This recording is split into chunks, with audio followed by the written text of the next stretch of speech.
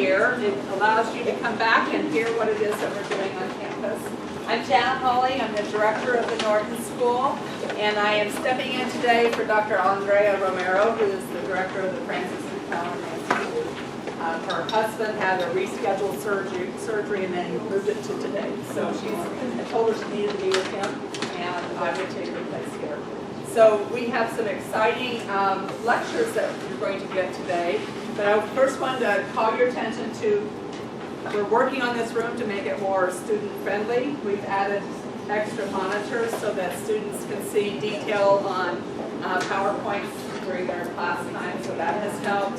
And we repositioned the chairs this way, and we think it's the faculty person feels closer to the students, so that's why we moved the chairs this way. So I want to remind you that the Francis McCallum Institute was established by a wonderful dear woman named Frances McCallum. She was an alum in 1944. She was from the get-go a philanthropist. She gave many hours and generosity of her money to help establish the Francis McCallum Institute. She understood how important families were and how we needed to make sure that we educated future generations about the importance of families. So she was an advocate and a cheerleader for us, and many of you were friends with Frances. So I wanted to show that Andrea has established 5 different research initiatives in FMI, and we're going to hear from some of those faculty today. We have monthly Tuberville Speaker Series. Thank you, Pam, for your generosity on our Tuberville series, bringing in really interesting speakers that our students and faculty get to listen to. We have resources in the FMI lab, including a lending library that has everything from research journals to textbooks to other important books that everyone wants to have an opportunity to check out and read. We have the Aspire project, and Rita is the program director for the Aspire project. And we also have a new council in FMI, and they started that last spring, and there were 38 members from our community who were very interested in getting involved, bringing community, industry into the importance of what happens with the Francis McCallum Institute. So those are the initiatives that Andrea and her team have been very active with recently. So I think that's my introduction. And we are running on a tight schedule, and I just want you to please help us as soon as we're done to move downstairs for our luncheon, because we're celebrating a remarkable woman today, Dr. Amy Jean Knorr.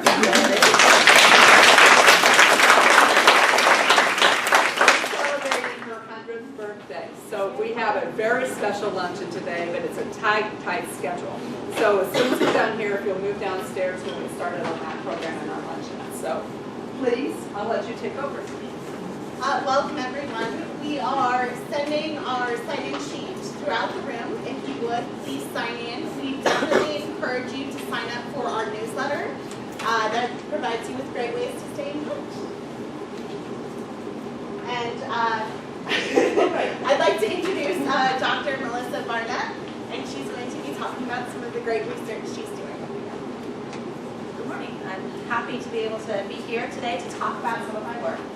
And I want to start off by making an incredibly obvious but also incredibly important statement. And that is child development occurs in relationships. We can't talk about child development, impact child development, think about child development without considering the kinds of relationships that children are participating in.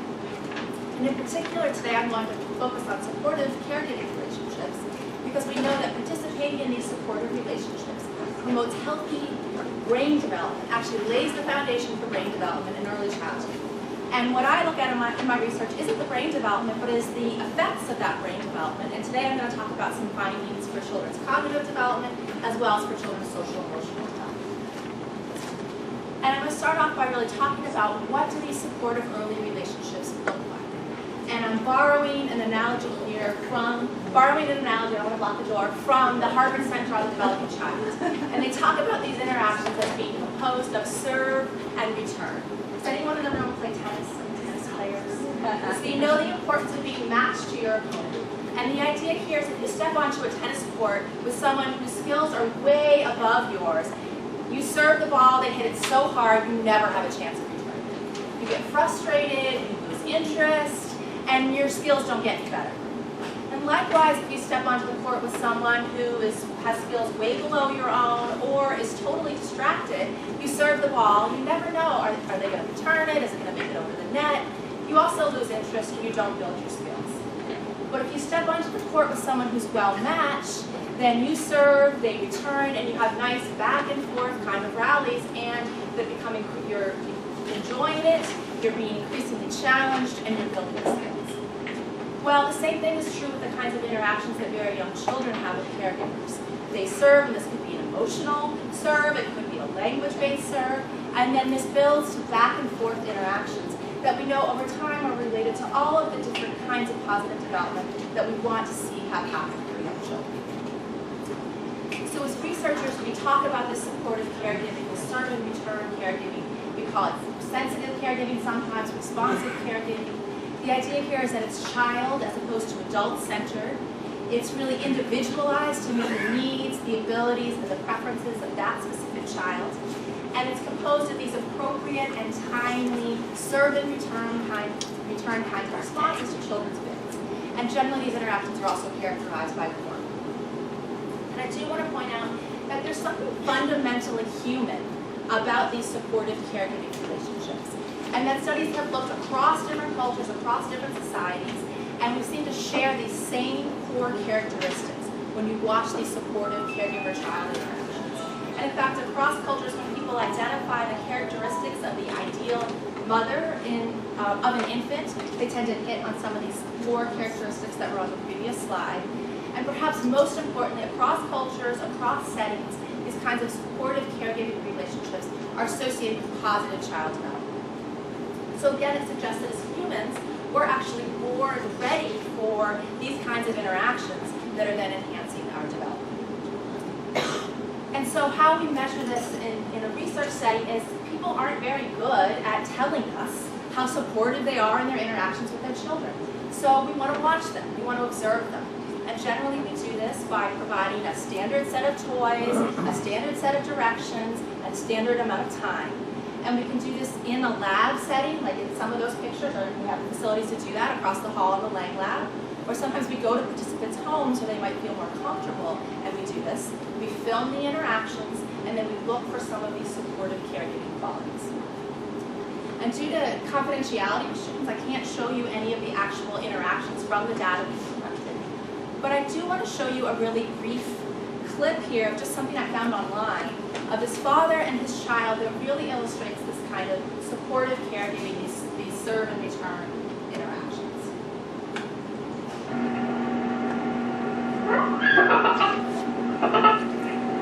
See, he's following her lead, what she's looking at.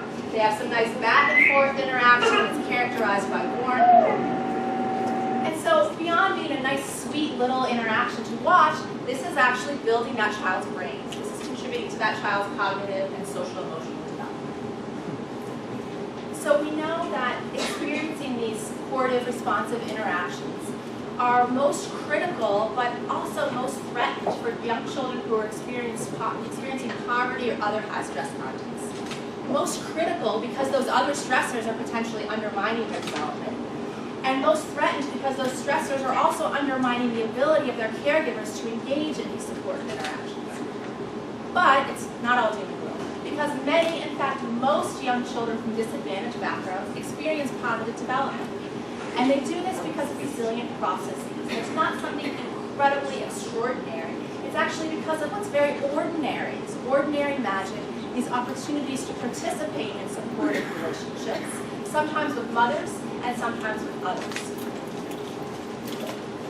And so again, the title was It Takes Two, and absolutely it takes two because we have these serve and return interactions or a dyadic context.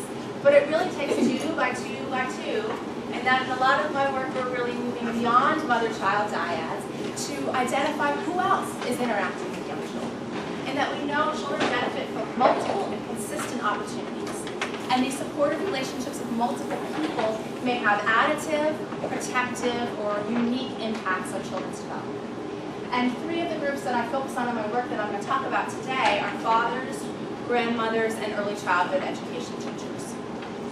So starting with fathers, really in the past 20 years or so, we've started to recognize, only in the past 20 years or so, we started to recognize that the quality of early father-child interactions has a positive impact on child development. And we've even more recently really identified that, you know what, the same core characteristics that characterize supportive mother-child interactions also characterize supportive father-child interactions. And although fathers may be more likely to use physical play in their interactions with their young children, they're still engaging in these serve and return kinds of interactions that promote positive development. And so I'm going to show you a couple of snapshots from some studies that illustrate the impact that father-supportive parenting has on young children's development. So starting, this is a sample. We had about 1,000 families who were followed over time. These are economically disadvantaged families living in rural communities. And so when the infants were 6 months, we separately observed the father playing with the child and the mother playing with the child, and then rated their supportive or sensitive parenting behaviors.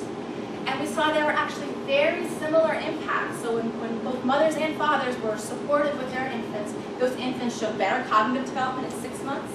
And then we saw the exact same pattern then when we went back to those families when the children were 24 months, observed moms and dads again, and then were able to predict out to children's cognitive development at 36 months. So very similar. We could see additive benefits of being able to interact with a sensitive mother and a sensitive father. In another study of economically disadvantaged preschoolers, where this time we also observed fathers interacting with their children and mothers interacting with their children, we saw that their supportive parenting was related to different positive impacts for children. So that for mothers, when mothers were observed to be more supportive, their children were observed to use better effortful control, which is related to the sense in which they persist in tasks, they control their emotions and behaviors. When fathers used more supportive parenting, their children had fewer behavior problems related to aggression. And we saw for both mothers and fathers, when they both used supportive parenting, their children, their 36-month-old children had bigger vocabularies.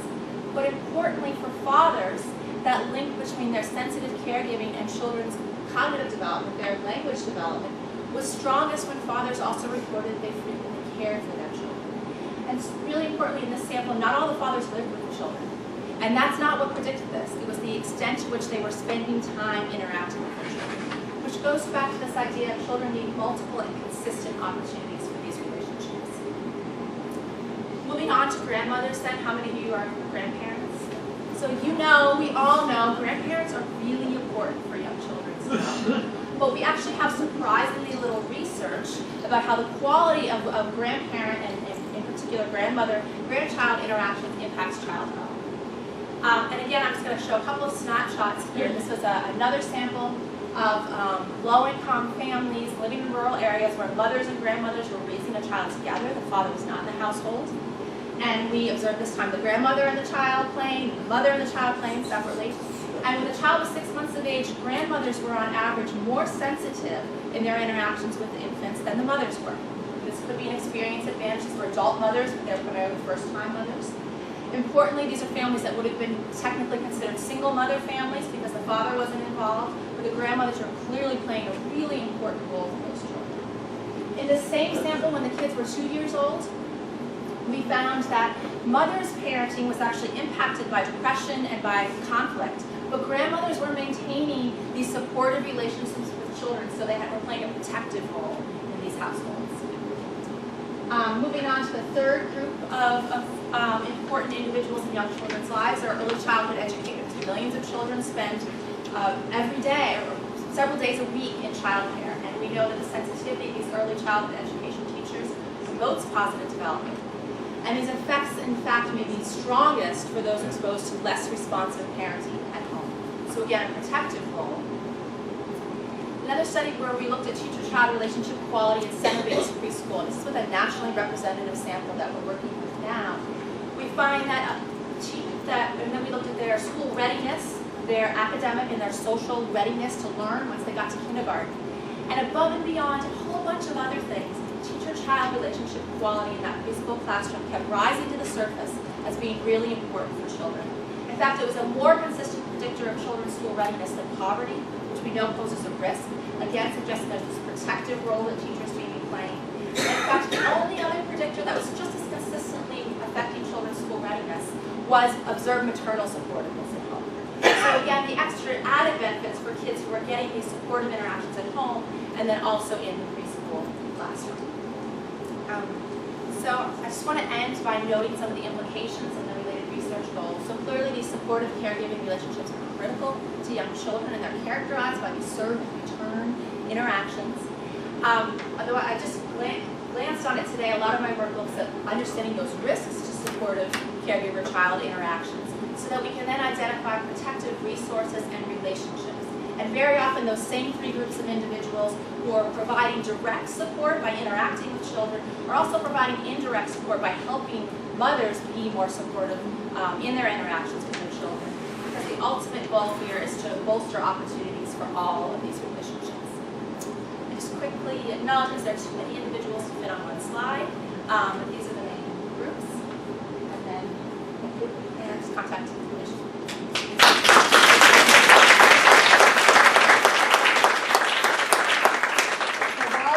Changing, I wanted to say that Dr. Barnett had opportunities to go to another university, and we were glad.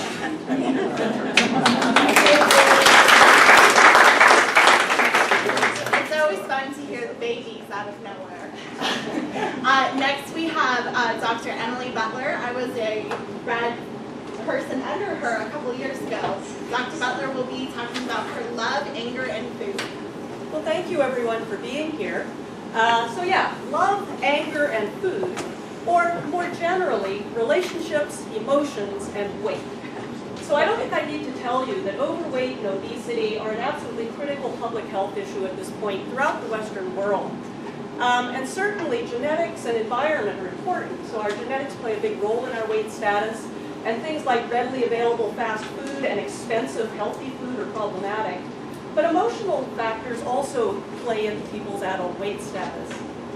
And so one branch of work that my group does is studying the interplay of close relationships, emotions, and health behaviors that then impact actual weight status. So I'm going to tell you about a handful of studies that our group has done along these lines. I'm going to start by talking about partner influence and health values. Now, when I'm talking about partner influence, I'm focused here on adult relationships, primarily married or romantic relationships between adults. And we know that people in close relationships and adult relationships impact each other's health in a myriad of ways, many of which are just sort of automatic and implicit. So when you're living with someone, you just tend to pick up each other's habits, whether you like it or not. But we also, if you think about your own family relationships, go out of our way fairly often to try to actually influence the health behaviors our partners are enacting. But not everyone's equally susceptible to this. So this person here is saying, sorry, they got a bigger sign, so he's going to ignore his gut, go with that social influence, and do what the board is telling him. But interestingly, not everyone is equally susceptible to these partner influences. There's quite a bit of variety. So we wondered whether it would matter whether partners actually shared health values, if they had similar values around health, or if one partner valued it more than the other. Would this help explain some of the variability in who's being influenced and in which ways, and for better or worse? So to look at this, we had a fairly large sample of committed couples come in, and they answered some questions about their health values. So how important is it to them to live a healthy life? And then every day for 7 days, they reported how much they tried to influence each other during that day on health-related issues. And then they also reported how much they ate relative to normal, how healthy that was, and how much exercise they got, again, compared to their normal. And what did we find? Well, men who shared their partner's values, in fact, ate less on the days when their partner influenced them.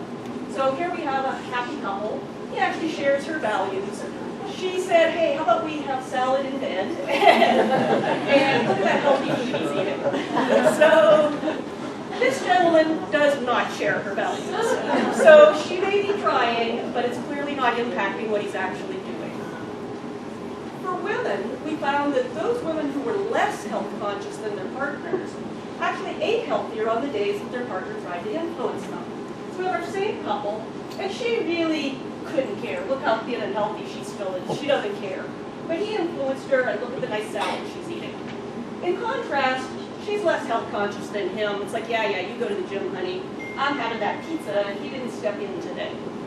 So I think what we can take from these results is that health values matter, but it matters how you share those with your partner, or who's the sort of health expert in the family.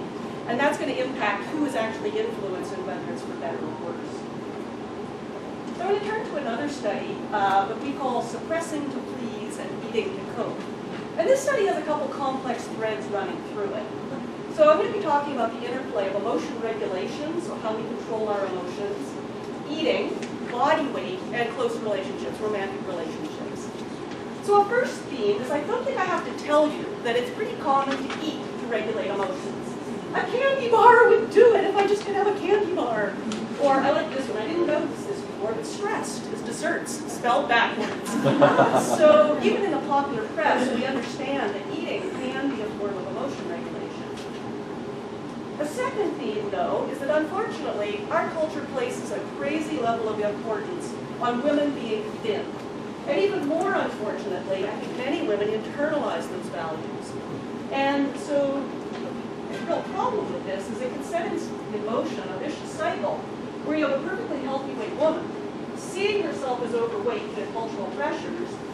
So she's seeing herself as fat, generating negative emotions. And as I just said, one very common thing to do is to eat to regulate those negative emotions, which of course would play back into her eventually not being such a healthy weight.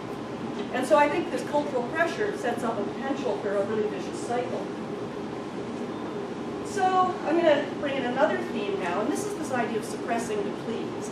And there's a bit of work out there suggesting that overweight women, they hide their emotions or suppress their emotions in the context of close relationships, intimate romantic relationships, partly due to lower self-esteem, fear about losing the relationship, and these kind of cultural pressures. But we wanted to know, well, if that's true, does it actually work? Is it pleasing to their partners to have these women hiding their emotions? So that was one question we had going into the study.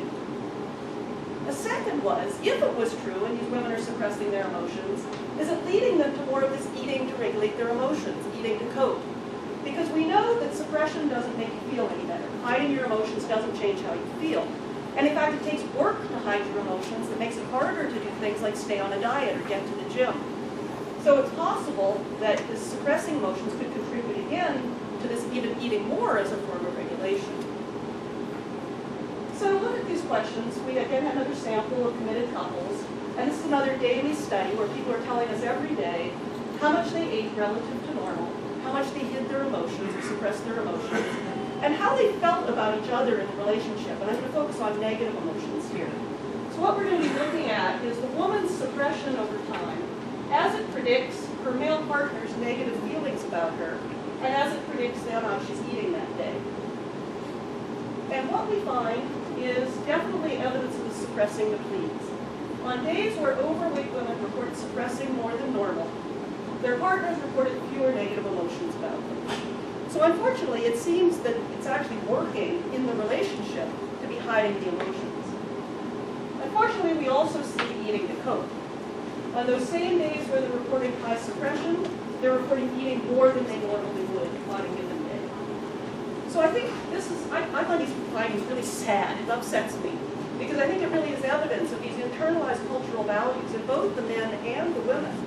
They're setting these overweight women up for a catch-22. They hide their emotions. It makes their partner happier with them, but then they eat more. So that's the sad findings. So let's turn to marriage.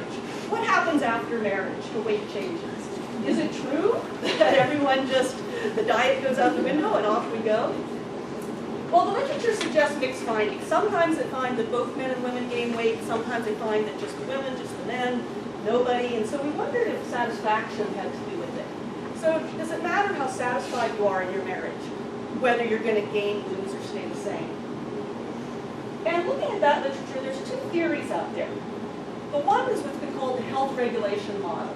And this argues that if you're unhappy in your marriage, that's a major stressor. And stressor is going to lead to sort of weight gain, just sort of, again, eating to regulate kind of things. But the opposing hypothesis, I think you can tell what it means from its title, the mating market model.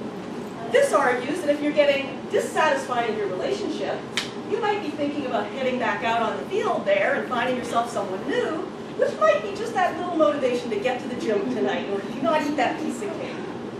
So we wanted to test these two theories. And we're lucky enough to have access to a large sample of newlywed couples who were followed for 4 years, and over 4 years asked repeatedly about their height and weight was measured, relationship satisfaction, stress, and whether they're thinking about getting out of the relationship or not. Well, what wins? The divorce diet wins. So mating market hypothesis was quite clear here. So as people's satisfaction decreased, their weight also decreased over time. And furthermore, those decreases in weight were connected to increasing intentions to get out of the relationship. So I definitely suggested this divorce diet has something for it. Quick, efficient way to back your butt into a new wardrobe. So that was that. I'm going to turn to one last theme then, and this is the idea of mixed weight couples. So we're back to this cultural pressure on women to be thin. And in that large study of newlyweds, we saw that both the men and the women were less satisfied if the woman had a higher body mass, so if she was heavier than he was. And I think this again reflects this internalized kind of cultural pressures that both partners are internalizing. Thinking about this, we thought that mixed weight couples then might have a particularly hard time jointly regulating their emotions when they're trying to talk to each other about health-related issues. And this could be very problematic because, as I'm sure you think of your own relationships, leading a healthy lifestyle requires coordinating with your partner, agreeing on where to spend resources, agreeing on how to use your time. And if that's volatile and emotional and difficult, it's going to be hard to find this kind of balanced way to talk about it. So to look at this, we had couples come in that were either both healthy weight, mixed weight, or both overweight. And they talked about these health-relevant issues, so how they make decisions about health behavior choices. And after their conversation, they rewatched the video of themselves and used a rating dial that goes kind of from positive to negative that tells us how they were feeling during the interaction on a second-by-second basis. So the kind of data we end up with looks something like this, with one partner's emotions in blue, one in red, and higher values are positive, lower negative. And so we predicted that we would see a very disorganized, volatile pattern when we were in a mixed weight couple. Well, these are the healthy weight couples. I'd say they look bored. A little bit of emotion at the beginning, and then it's like, well, where are we going for lunch? This is bored. When do we get out of this lab?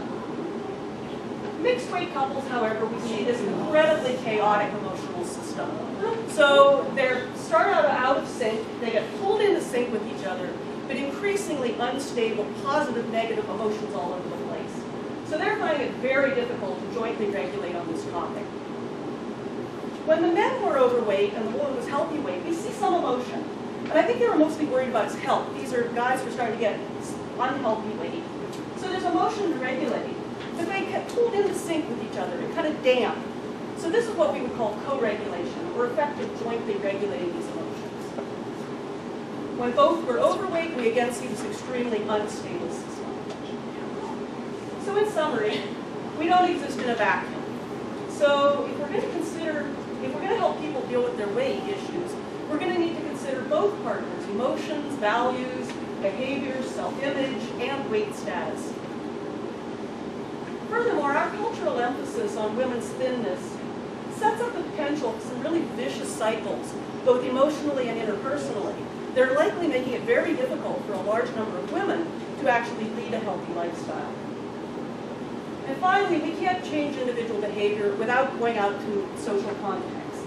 So prevention and treatment are going to need to focus on interpersonal systems, people interacting together, at not only the couple level, which I focused on, but also the family level and out even larger to the societal level. And with that, I'd like to say thank you again for being here, and thanks to my collaborators and funders.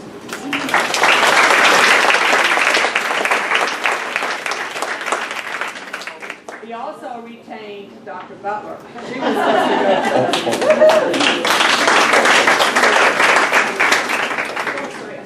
That's okay.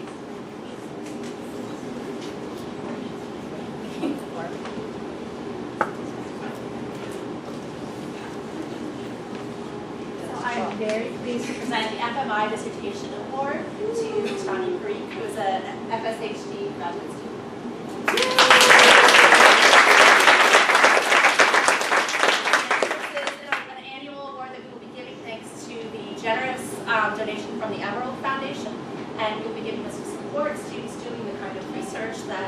mom is doing that she's about to tell us a little bit about.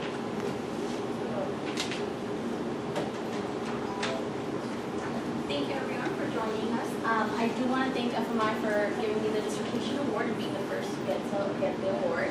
My dissertation is titled Eye Tracking Paradigms and Implications for Understanding Developmental Trajectories. So beginning with why focusing on eye tracking paradigms. We know that currently autism spectrum disorders is becoming one of the most prevalent neurobehavioral disorders for children. And my focus is specifically looking at the infant population and using infants as a prospective way for finding out how can we study infant attention. We know that children with autism have sort of atypical behavior related to how they focus on social attention. So how is it that when two people are interacting with each other, how is it that this infant is focused on? And children with autism show differences in that behavior. So the dissertation goal for my goal for dissertation is that looking at sort of prospectively, looking longitudinally, how these infants focus on when we show them the clips of Muppets movie and Peter Pan, what is their attention? And the reason why we do this is because it provides critical insight into flags associated with autism. So autism is currently diagnosed at the age of 4 or 5 and even later in certain age groups and in certain communities.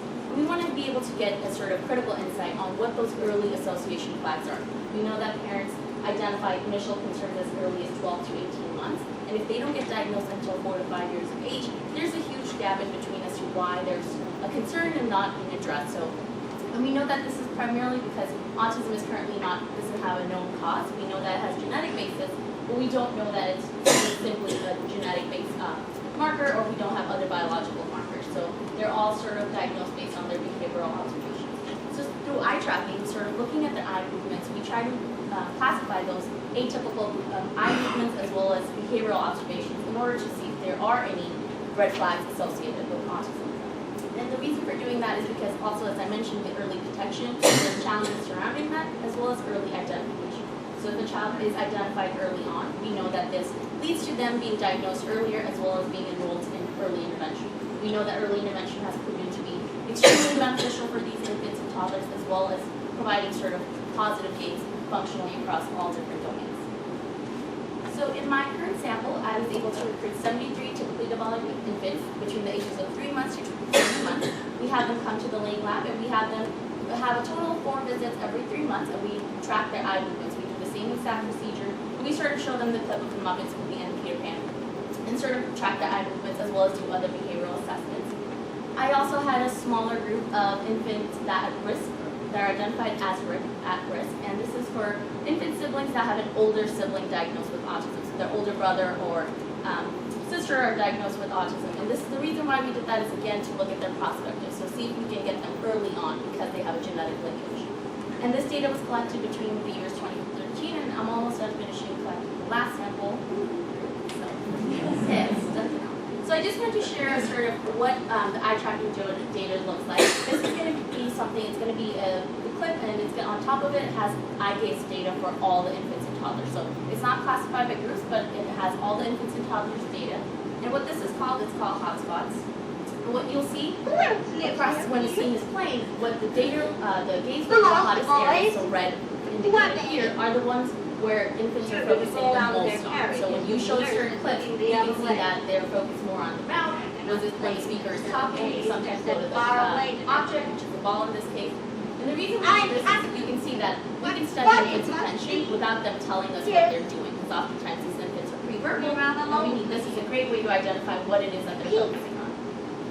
So as you see, there's gaze throughout the area, but there's a lot of focus around the face, around the mouth, especially the eyes.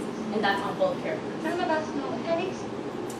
And again, this is just a visualization, but it shows sort of the differences between, on the right, you'll see the group that are typically developing, and on the left, this is going to be at-risk sample. Again, there are large sample differences, but this is just a way of showing that during the Muppets movie, during a particular scene, you see that the hottest spot is technically looking at the faces. So infants find the faces very intuitive, and that's salient to them, as well as for at-risk group, you see that there is a lot of gaze on the faces, but there's also gaze throughout the scene. So what my next step is, what I'm currently doing is taking this data and looking specifically at a minute level, so seeing what is it that the gaze, when it looks in the background, what is it focused on? Is it actually the background, or is it something, maybe the moon that they're focused on? Or is it that when the speaker is talking, are they looking somewhere else? So that's the current phase that I'm in. shows the preliminary results for the typically developing sample. This shows that when we break the scene apart in specific areas of interest, we break it down by looking at just the eyes, looking just at the mouth, or looking just at the background scenes. We find that the way that infants between who are 6-month-olds and infants that are older than 12 months old, they have differences in terms of where they're looking at faces. So the way they look at faces, their initial differences, as well as how objects are being seen with infants that are younger, so 3 to 6-month-olds, and infants that are older, so 12 or older than 12 months. So we are looking at we are finding differences, and now we're just diving deeper into what these differences mean and why is it important that they're not either looking at faces or they are looking at faces across different ages. I'd like to thank the families that participated in my lab, as well as my advisory committee, Dr. Burnett, and my undergraduate research assistants, and especially my funding sources, FMI, and then the graduate and freshman student council, and especially thank you.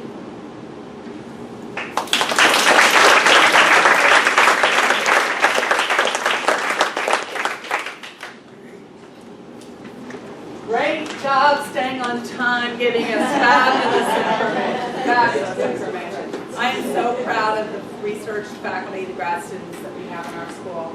It makes my buttons burst. Anyway, if you will please move downstairs, we have a special lady to celebrate at lunch today. Dr. Noor, we're so glad that you're here. You are our guest of honor.